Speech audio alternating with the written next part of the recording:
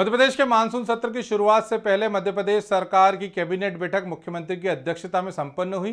इस बैठक में कई महत्वपूर्ण निर्णय लिए गए। मध्य प्रदेश विधानसभा बजट सत्र का आज पहला दिन है। इस वक्त हम मौजूद हैं मध्य प्रदेश विधानसभा में, जहां पर मुख्यमंत्री मोहन यादव अपने मंत्रिमंडल के साथ अंदर विधानसभा में जो कि बैठक ले रहे हैं। इसके साथ ही विपक्ष भी विधानसभा में पहुंच चुका है। इसके साथ ही विपक्ष के जो नेता प्रतिपक्ष हैं और साथ ही तमाम जो कांग्रेस नेता हैं वो नर्सिंग घोटाले को लेकर आज डॉक्टर अप्रैल भी पहनकर आए हैं। आगे ये देखना ये होगा कि विधानसभा कार्रवाई में किस तरीके से आज कार्रवाई होती है पहले दिन। इसके साथ ही मैं आपको बता दूं कि यह जो विधानसभा सत्र है ये 1 तारीख से लेकर 19 तारीख तक चलेगा। इसके साथ ही 3 तारीख को जो है वित्तीय बजट जो है पेश होगा। मध्य प्रदेश के लोकप्रिय मुख्यमंत्री डॉक्टर मोहन यादव जी की अध्यक्षता में विधानसभा भवन में ही कैबिनेट की बैठक संपन्न हुई। आप सभी को विदित है कि पिछली कैबिनेट की बैठक में माननीय मुख्यमंत्री जी ने प्रस्ताव रखा था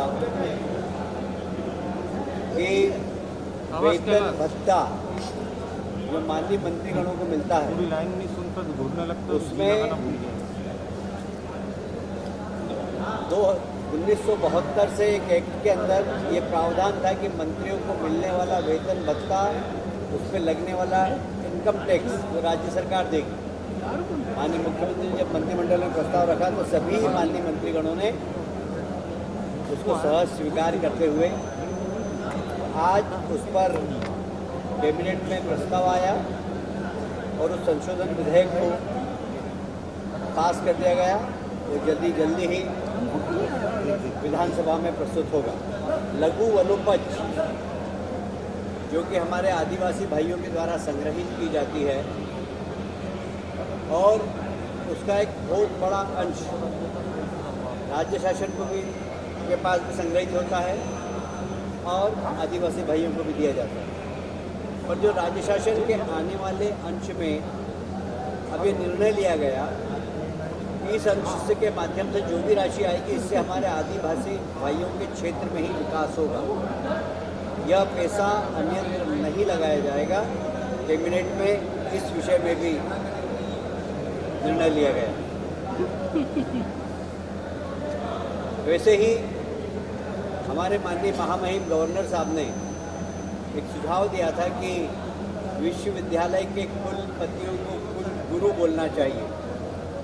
मध्य प्रदेश निजी विश्वविद्यालय स्थापना और संचालन संशोधन विधेयक आज कैबिनेट में प्रस्तुत हुआ, जिसमें कुलपति को कुल गुरु के नाम से संबोधित किया जाएगा। एक और महत्वपूर्ण विषय पर आज कैबिनेट में निर्णय हुआ। हम आए दिन देखते हैं कि नलकूप खनन होता है, खुले छोड़ दिए जाते हैं और उसमें बच्चे चले जाते हैं। इसके लिए अभी तक जवाबदारी फिक्स नहीं थी। अभी आज कैबिनेट ने एक निर्णय लिया है कि इसमें रिस्पॉन्सिबिलिटी फिक्स की जाएगी। ड्रिलिंग करने वाले की जो ड्रिलिंग करता है उसे ड्रिलिंग करने के बाद उसको बंद करना होगा।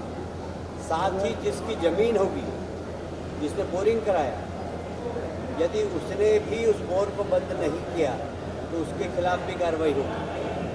और यदि दोनों बंद नहीं करते तो राज्य शासन बंद करेगी तो उसकी राशि दंड सहित उनसे वसूली जाएगी। ये एक बहुत महत्वपूर्ण निर्णय है, क्योंकि बच्चे खेलते खेलते हमेशा नलकूप में चले जाते हैं। देश में ऐसा किसी भी राज्य में कोई प्रावधान नहीं था। डॉक्टर मोहन जी यादव के नेतृत्व में आज मध्य प्रदेश पहला राज्य है जिसमें इस संबंध में निर्णय लिया गया कि इसमें रिस्पॉन्सिबिलिटी फिक्स की गई। अभी तक गोवंश के परिवहन के अंदर ये प्रावधान था कि गोवंश तो जब्त कर लिया जाता था, किंतु गाड़ियाँ जिसमें गोवंश परिवहन होता है वो राजसात नहीं होती थी, क्योंकि नियम पे कलेक्टर को ये अधिकार नहीं था। आज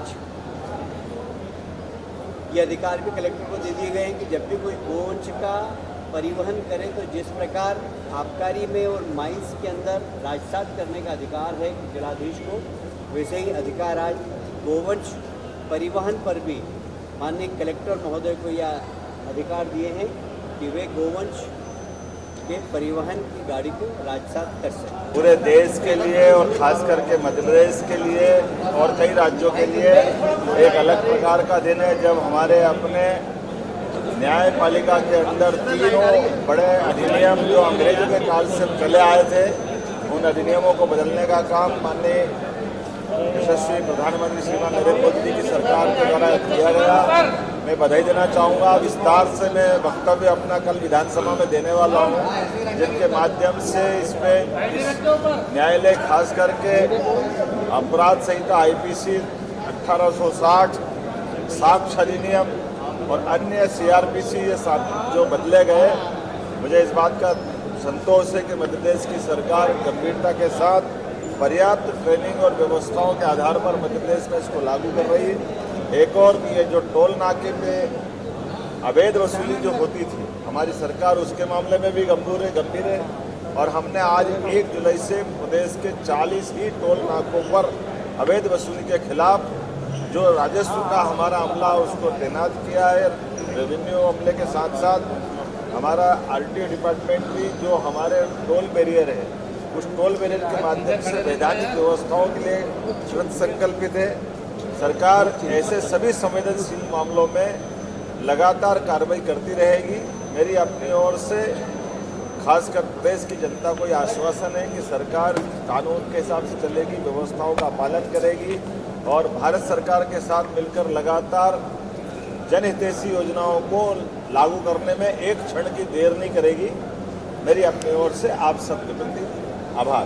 ग्रामीण भारत टीवी के लिए भोपाल से शमशेर सिंह की रिपोर्ट। खबरों में बने रहने के लिए ग्रामीण भारत टीवी को सब्सक्राइब कीजिए और बेल आइकॉन दबाना ना भूलें।